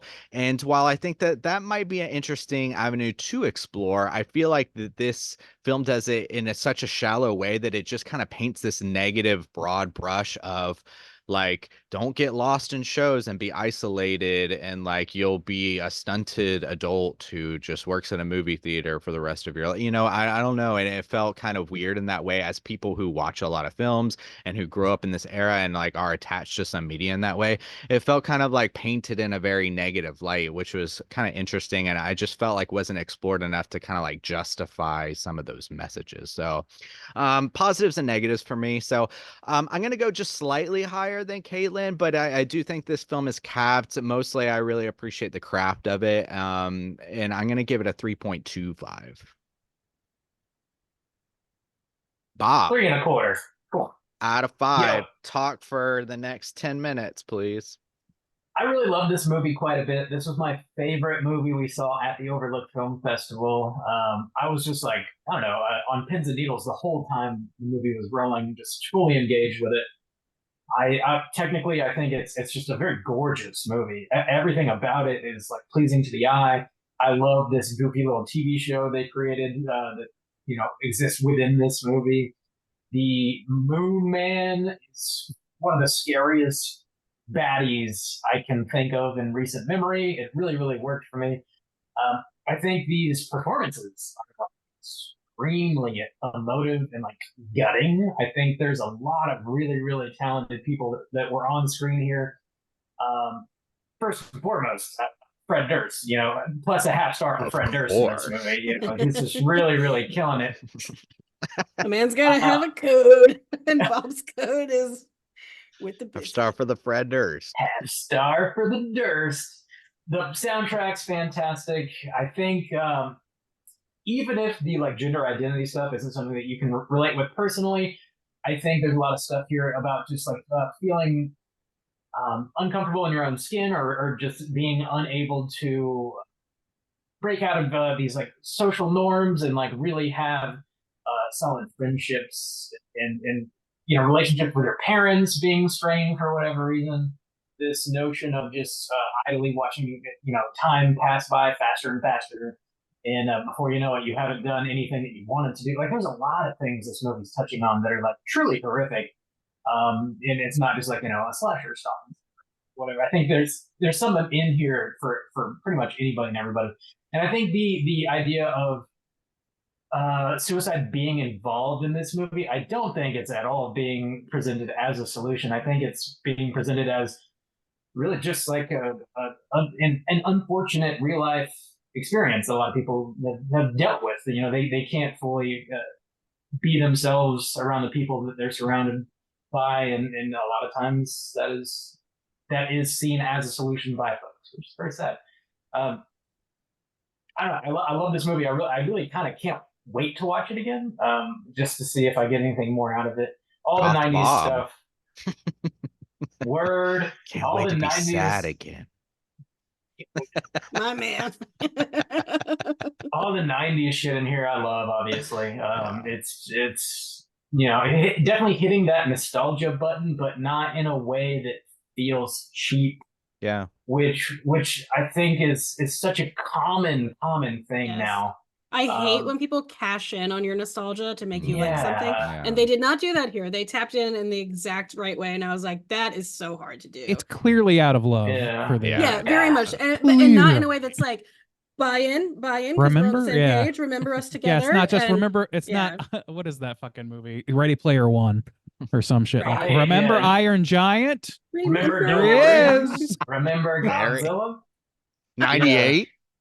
The good one. The one from the 90s. Yeah, I really love this movie. I can't wait to watch it again. I'm going to give this a 4.5 because, half star for the Fred Durst, obviously. Of course, obvious. It's 4-star film, half star for the Durst. Half star for the Fred Durst. Just to be clear. Just to be very quick. Ray and Beasley, how do you feel? Yeah, I feel better about this movie on second watch than I did the first watch, which is saying something because I enjoyed it nearly as much as you did. I don't think I enjoyed it as much as you did the first time, Bob. I think that right afterwards, I was like, man, Bob, you really like this one. And I said that as somebody who really loved it. I will say that it's like I said earlier, it's not a universal watch. This makes two times I've seen this movie, and both times the person sitting directly next to me, as soon as the credits hit, said, "What?" really loudly. Damn.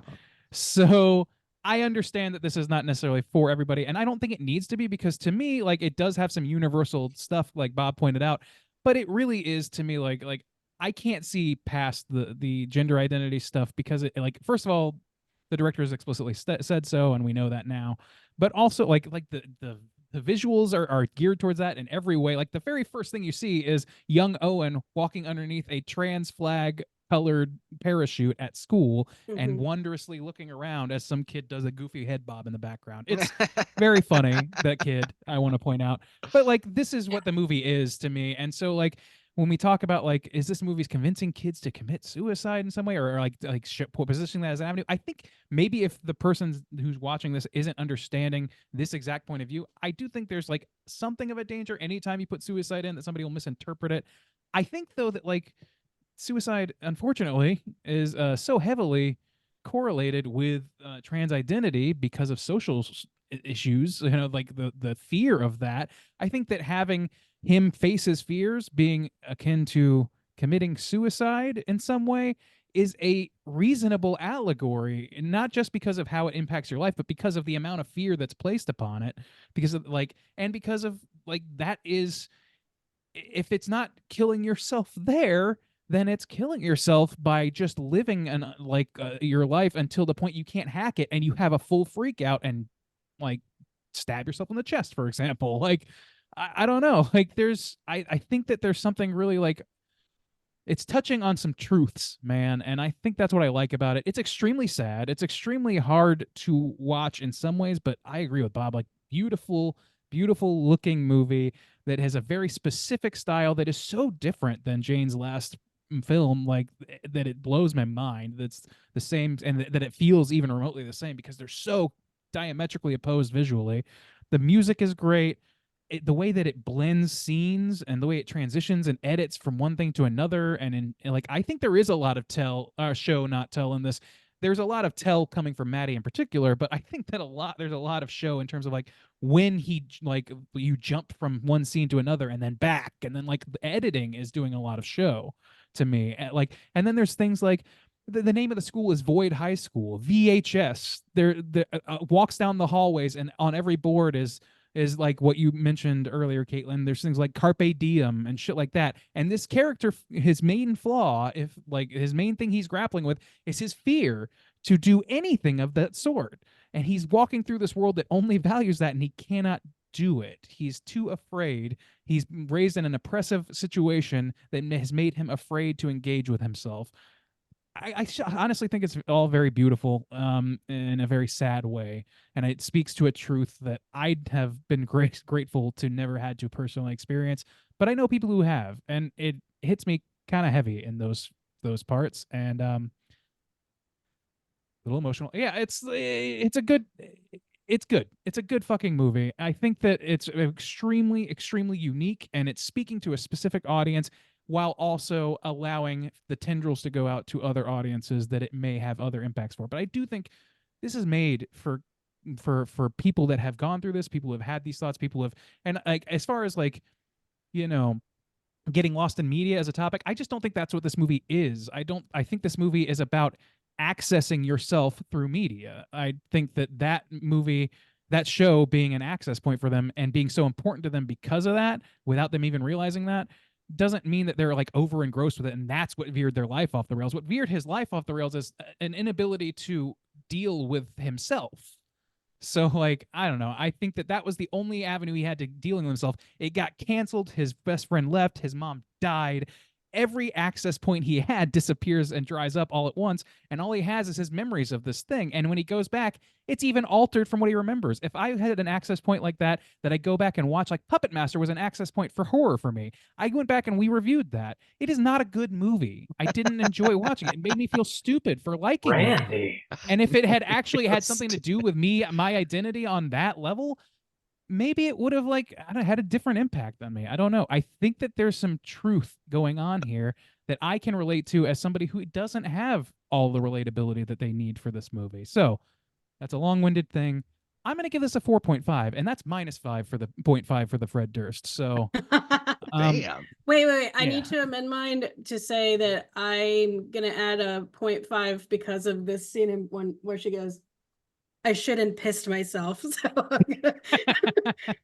for those of you at home who couldn't see that, they break the fourth wall a couple times and talk to the camera. So yeah, he does. Yeah, he does. Actually, the film starts with him talking at the camera, doesn't it? Where he's like, "I started my favorite show again," or whatever. And the narration picks up after Maddie leaves the second time when time speeds up.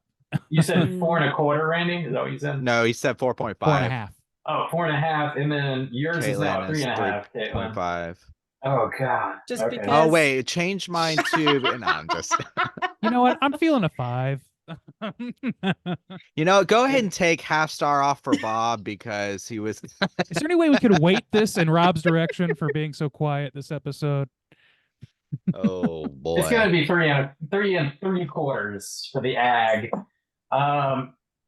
Randy, why don't you talk about some Rotten Tomatoes? Randy's Let's talk Rotten about it. Maters.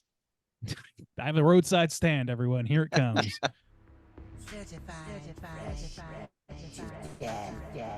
All right, ladies and gentlemen, this is the Rotten Tomatoes segment in which asking these folks to answer within the best of their abilities to guess their. I'm sorry. Wow. I'm so off kilter right now. I'm going to restart that. Good, because Okay. your computer. Did it? Yeah. I'm fucking up too, so Well, it's good. a real team effort. Here we go.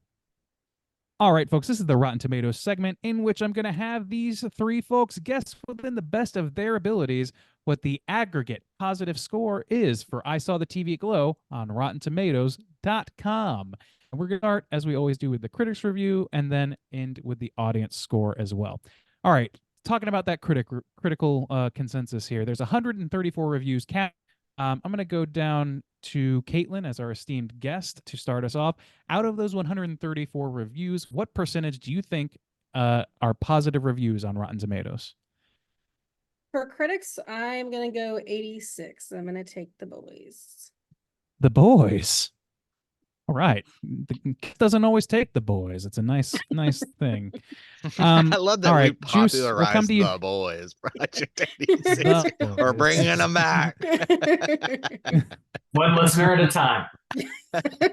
for a total of Juice on that. 15. You can't take The Boys this time. What are you feeling for this, Juice? This is a tough one, yeah, because I do think it's going to be divisive, but I do think the critics are definitely going to like it more because of a lot of the craft elements we were talking about. Because it looks so beautiful and it's doing nostalgia in a good way. But yeah, I don't know. I might go slightly lower, I guess, and say 80. All right. Bob, where are you at? I think this is going to be mostly positive when it comes to the critics. I'm going to get nuts. I'm a bit of a Rotten Wow. Tomatoes nut. And I'm going to go with an 88. It's a good year.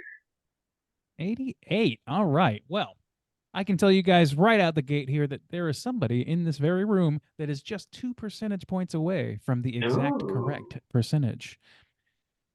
That number, that correct percentage is 84%. Oh, Caitlin, you're going to take it away. Shit. if it was That's how 83, you we use would have The tied. Boys. Damn. That's Congratulations. How you use The Boys. Nice. Would you like a hell yeet, Congratulations. a hell skeet, or something entirely hell related that's different? I'll go. Vengeance will be mine, Blow. I'll merge them. Skeet.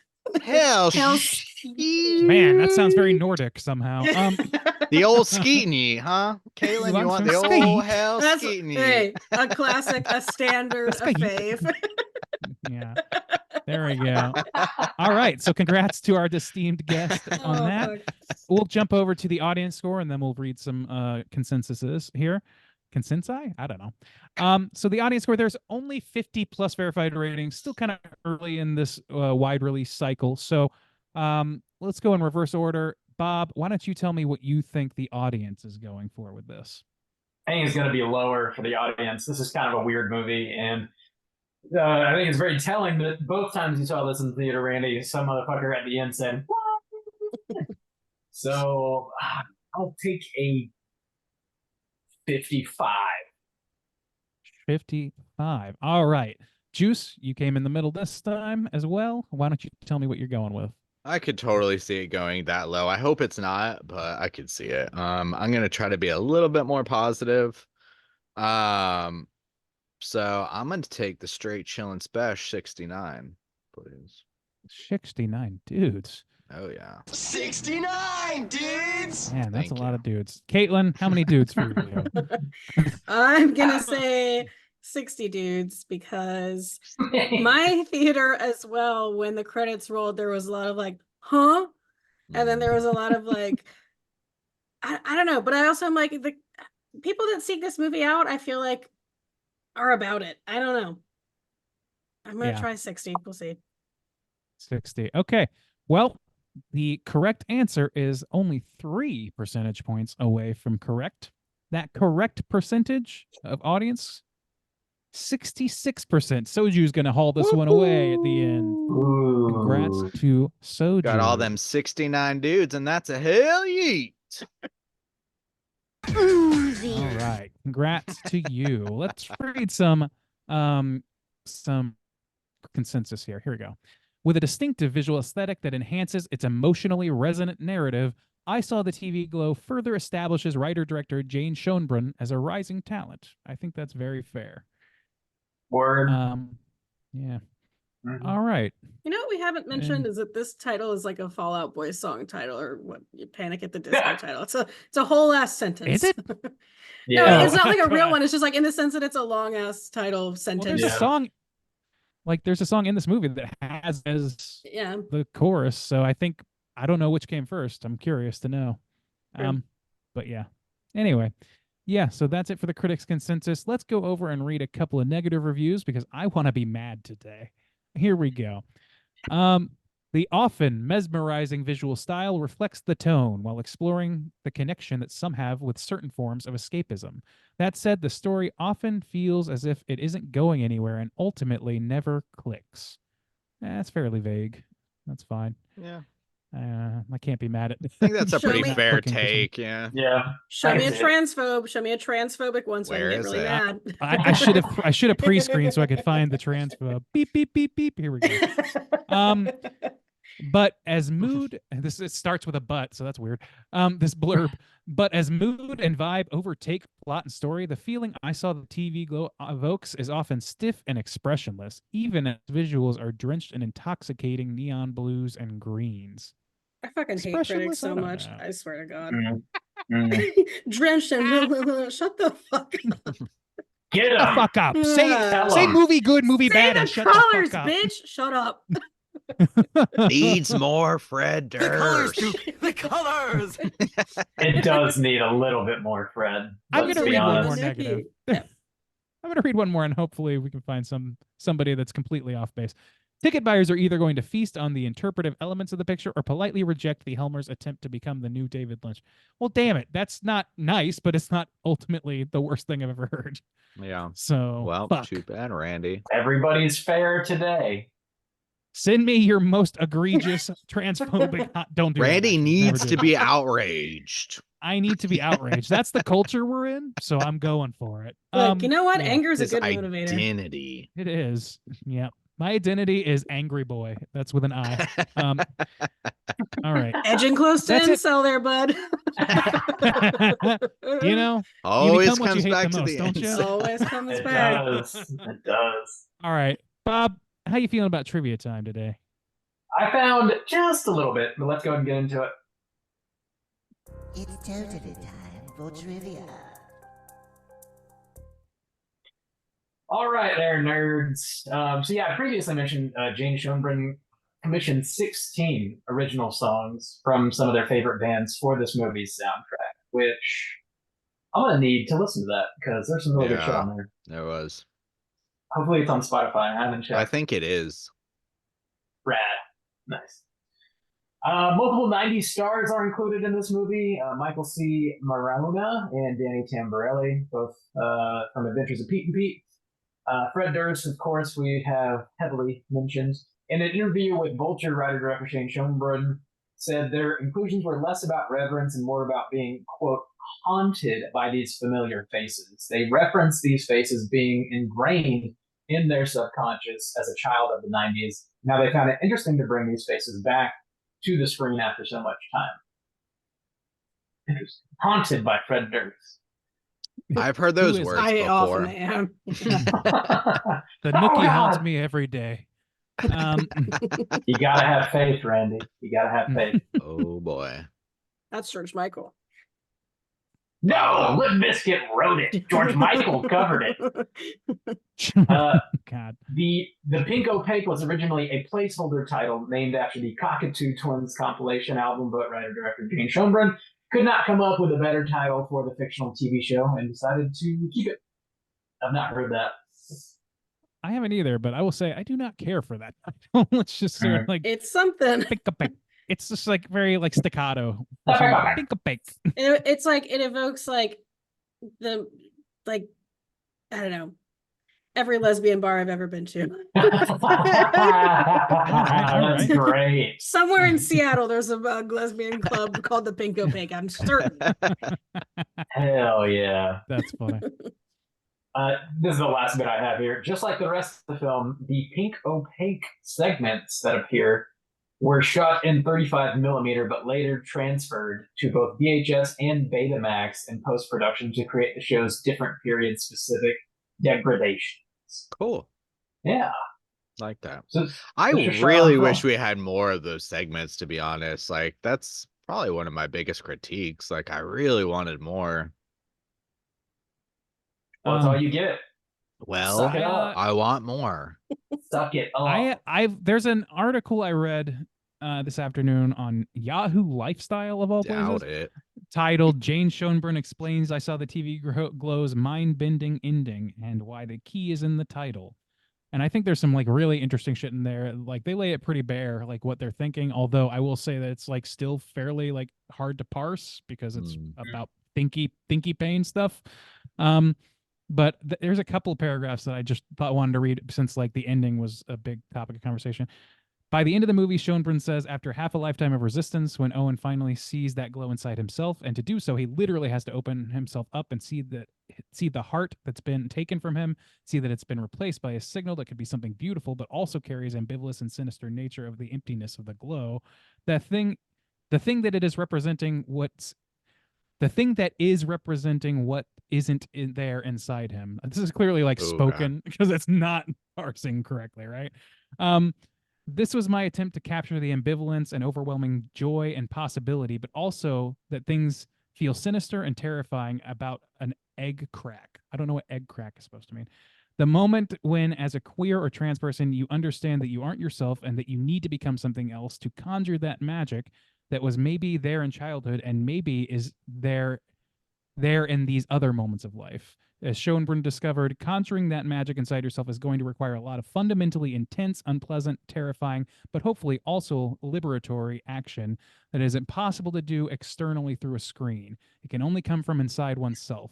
So it was there from the beginning. The film is called I Saw the TV Glow, which is my way of saying I saw the TV glow inside myself, and it took me almost as long as it took Owen to finally see it. And when I wrote this film, I had only just seen it not that long before. So I think that's pretty telling that this is like very personal, like very, very, very personal. Yeah. So I don't know. I thought that was extremely moving, honestly. Yeah, so, it is. Yeah. Thanks, Randy. Good job. You got it. That's all the trivia I got. Let's go ahead and talk about our cooter of the week. Straight chillin'. Cooter of the week.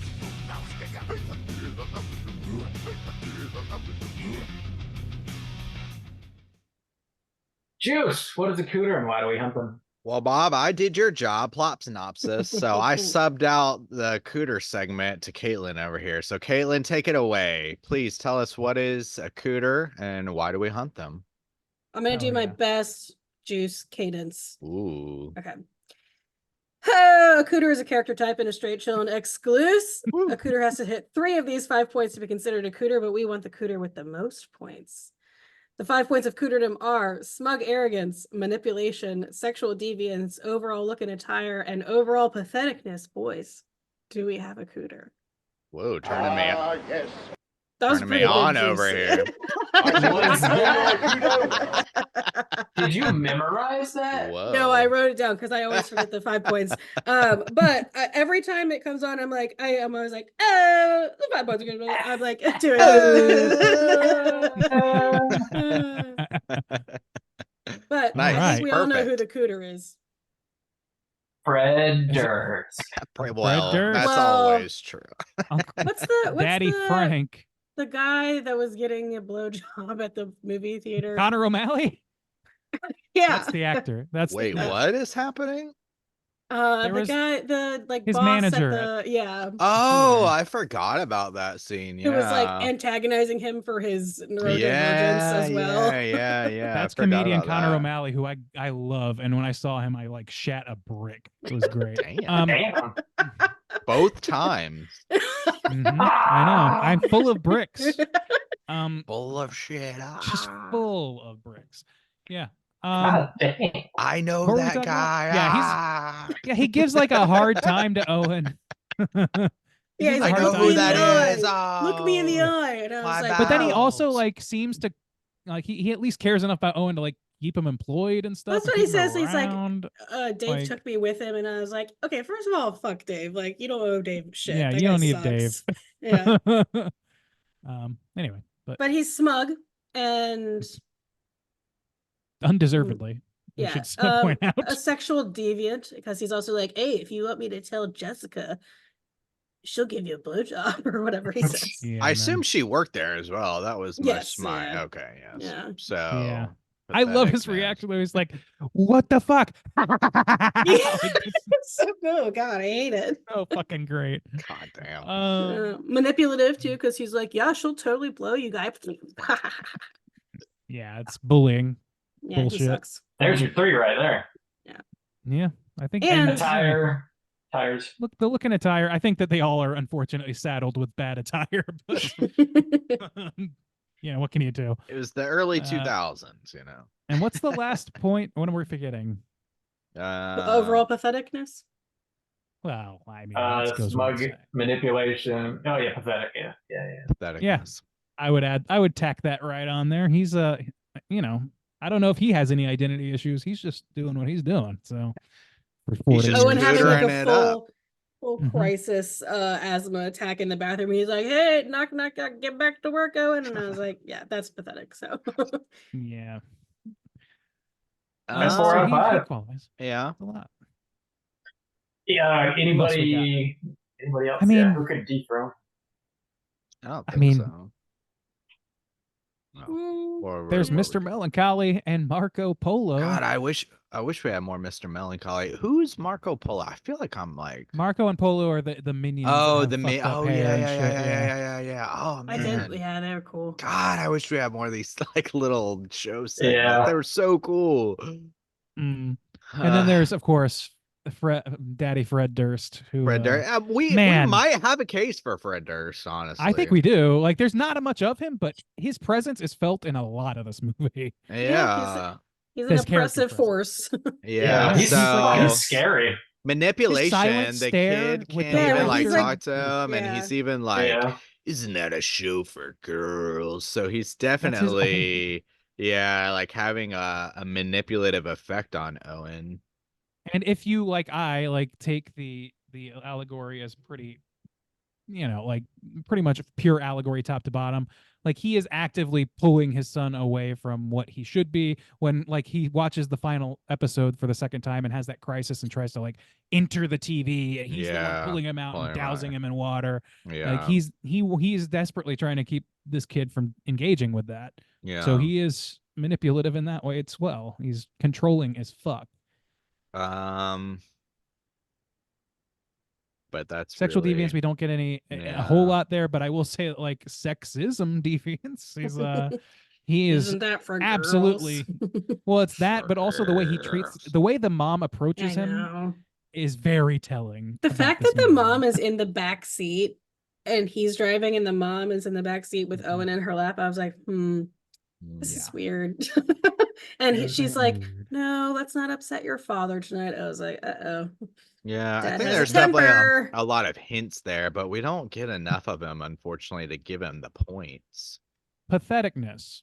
I would give him patheticness for my sake, like from my point of view, like if you see Owen's like progression into the future as being like detached and like all about, even if you see it all about the TV show or whatever, that's what his dad's living, but we don't know what his fucking deal is. He's just taking whatever it is, he's taking it out on his son, and I think that's pretty goddamn pathetic myself. So, I would give him that. You're delicious. Well, Yeah. So we got manipulation. Scooter we got Fred. that. but this is a Scooter court of Freddy. law, Randy. We need to bring the evidence here. Mhm. 2 weeks. That's a first. Or we could just abuse the system and lock anybody up we want. But that's Word. fine. That's That's what the also real fine police with do. me. All Yeah, right. whatever. Yeah. All right. Anybody else? No, I feel like Those are the likely candidates, Yeah. I think. Yeah. Scooter lights, perhaps, but Yeah. I think we got him. I think we got him. Lock All them right. up. Right on. Lock him up. Throw away the key. Right on. Let's continue on here. I think we'll probably have to skip what we've been watching this week, but we do have one voicemail. So let's go ahead and jump into our hotline screams. Hotline scream.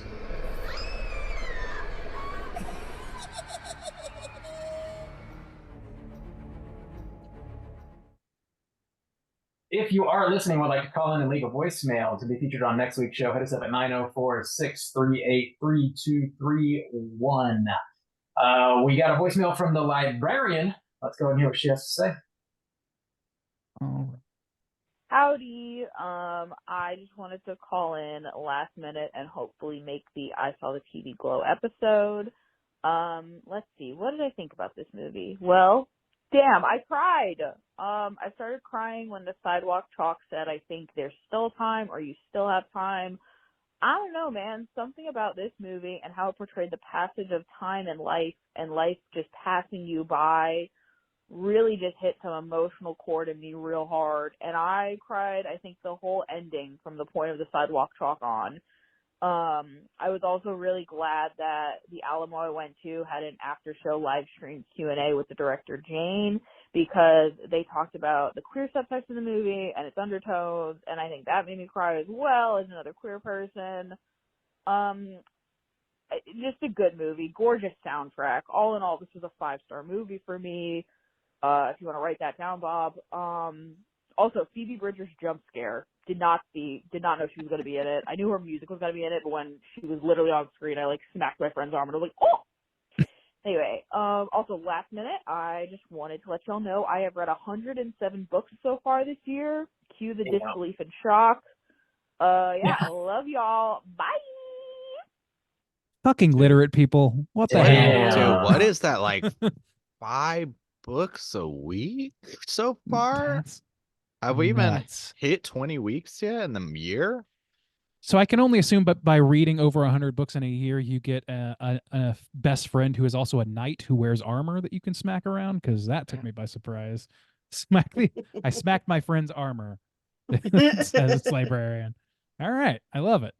We Congrats on 21 the read, weeks so far, and so 5 books a week, right? Am I mathing right? I don't know. You're asking the wrong crowd. 5 times Here we are illiterate and we don't know math. So 5 times We're 21. Americans, damn it. 105. Yeah, Learn so these things. 5. Yeah, 5 books a week. Jeez, Damn. that's a book Wild. every That's day. Truly impressive. And also watching a fuck ton of horror with us. So Damn. well, Jesus. I Well read done. the Twilight book. I read the nutrition The facts on a Twilight few labels podcast. I today. read the bullshit second, ancillary books for Twilight. So not to Well, brag. I did it. Wow. I didn't read shit. So I don't. Oh. Yep. One of my Uh, favorite jokes to make, my favorite bit is if a friend's like, I was reading this thing and we go, wow, brag. whoa. Interrupt. Okay, Yeah. brag.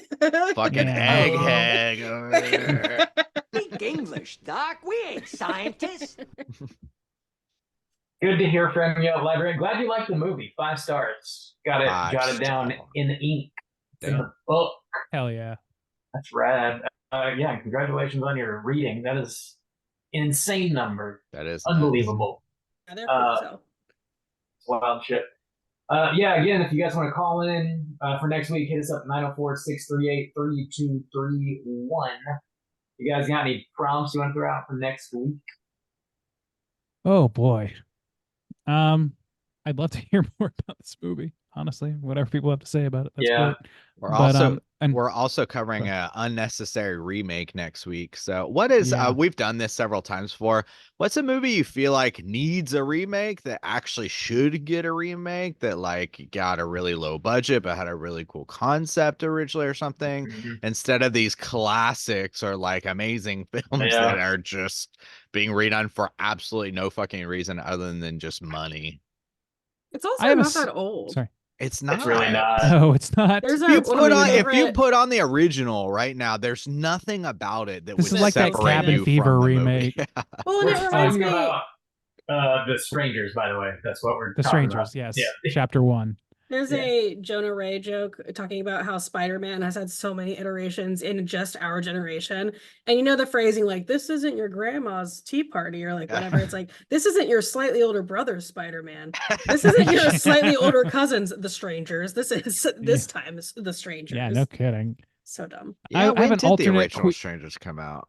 It was like Oh, 9? 2000, between 2000 and 2010 sometime. What the fuck? Yeah, early maybe on. 20 years old. Yeah. Yeah. I will say this, alternate 2008. question. What's the least necessary sequel you have ever seen? What's Oh, the sequel God. that you resent ever having been made? on like just the deepest grounds possible. Tell me, how many Rob Zombies are we going to get in response? That's my question. Oh, Lord. Mary and I did a best and worst remakes episode. It was really fun. Yeah, but that's I've always wanted Pumpkinhead to get a solid remake. That's a good call, Bob. Yeah. I think that'd be a good one. Jack O too. No, it's already perfect. Nobody should touch Jacko. There's can't be improved upon. Didn't we cover that? Yes, we did. How can you Jack O without touching? Bob's such a Jacko nut. I'm a bit of a Jacko nut. I always say that about Bob. I got it tattooed on. It's me, Bob, the Jacko nut. The Jacko. Yeah, that's Say I think I every told you day. that before. Our minor league baseball team is the Flying Squirrels, and our mascot is Nutsy. So we have "Go Nuts" like written all over the city. So. Nice. Which is one of my Hilarious. favorite Bob phrases. Go nuts. Nice. Yeah, Colin, let us know what needs to be remade or what was the most unnecessary remake or sequel. I think off the top of my dome, I might have to say the most unnecessary sequel I can think of right now. Silent Night, Deadly Night 2. Jesus I would Christ, say yeah. 5 personally, but Yeah, really all of them, but That movie 2 is mostly 1. Yeah. yeah, Yeah. Yeah. That's a good call. Boy, I'm glad they made that though, so it kind of undercuts the point. I am too. It's so awful, but I kind of Oh, love it it. hurts me. Did y'all see Anyway. the Grudge TV series? That one was pretty No. Oh no. I usually, remember. even as like the conversation being like a woman in horror and being a feminist woman in horror about like the use of rape in the narrative of a show or a piece of media, I think there is a nuance to that conversation. When I saw the Grudge TV show, I was like, I'm out. Like there's a scene early on Damn. that I was like, nope. And I love like Ju-on, I love the Grudge, and I was like, I'm out for this. So that's gonna be my answer. Nice. That's a fair answer. Jesus, I didn't know that. Cool. Call in 904-638-3231. Next week, we are talking about another new release, The Strangers Chapter 1. It is the first part of a trilogy that has already been filmed. I think they're hinting at the second part coming out like this fall, and then the third one sometime next year. So For Oh. shame. For Throwing 'em out. shame. they were all directed by Rennie Harlin, I believe, who did Deep Blue Sea. A lot And of things. Yeah, a couple other Die like, Hard 2, Cliffhanger, you Action Guy. Yeah. So, gonna be great. Check Action out The Guys, Strangers. like yeah. Get Yeah. ready for a bitch fest. Ah, Ooh, turns out we fucking love it for some I reason. do. Oh my Maybe. god. In this house, we love The Strangers. The first remake 5-star film of 2020. of whatever fucking year this is. of Jesus Christ, what years? It's 2019, right? Might as well be. Yeah. Caitlin, thank you All right. so much for sitting in with us yet again and just putting up with us. I know it's a lot. Oh It's a lot please. to Oh ask. please. Thanks I for love you giving us a guys. little bit of class today, Caitlin. Yeah. Oh yeah, I brought the class. I always do. I did say a little bit, so I mean I cap it. Guys, I did my my hanging dong in horror trivia category to an audience of did. about 120 Nice. people. Nice. Yes. It was Love it. a well-attended trivia, and people did pretty well. So Nice. All That's a right. People know their shitload of people. swingings. Cool. Yeah. it was good. It was a good time, and I wish there was more hanging dong in general, but people Don't we pushed all? around. Yeah, look. Word. Who you Minus telling, buddy? Minus half star. Man of a Throw the code. meat. It's too good. I have to take away half a star.